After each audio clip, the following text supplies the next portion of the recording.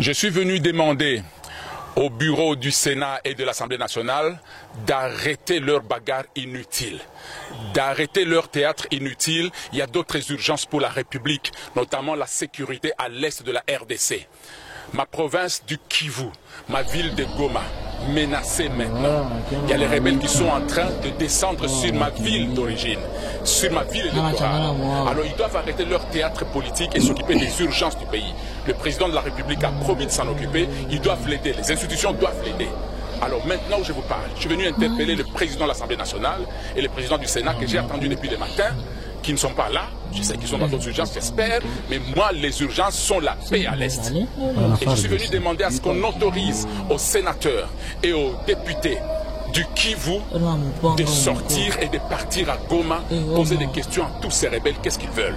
Parce que nous voulons exiger au gouvernement congolais de nous dire finalement quels sont les accords qu'on a toujours signés depuis 2000. Depuis 2000, on signe des accords avec les groupes armés, avec les rebelles. Mais la paix n'est jamais revenue. Parmi ces rebelles, il y a ceux qui sont au gouvernement depuis 2000. Parmi ces rebelles, il y a ceux qui sont au gouvernement depuis 2005. Parmi eux, il y a ceux qui sont au gouvernement depuis 2008. Mais même les mêmes rebelles depuis les RCD, puis le CNDP, aujourd'hui le M23 et beaucoup de groupes armés. On ne fait que signer des accords, mais la paix n'est jamais revenue. Quel genre d'accord on a signé entre nous et les pays voisins? Quels sont les accords qu'on a signés avec les rébellions et la paix n'est jamais revenue. Maintenant nous sommes fatigués.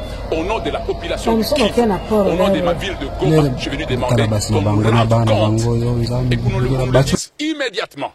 Nous sommes fatigués.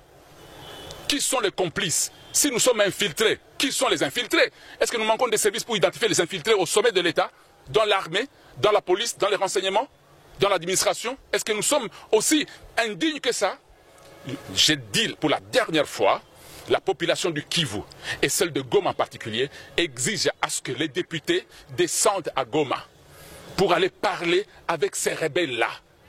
Si le gouvernement va nous aider, que le gouvernement nous aide. Mais nous allons le faire comme révolutionnaires. Nous sommes fatigués. Ça ne sert plus à rien de représenter des populations toujours massacrées, sans réponse du gouvernement et sans lumière par rapport aux accords que les pays signent avec les pays étrangers. Voilà. Et c'est pour ça que je suis là aujourd'hui.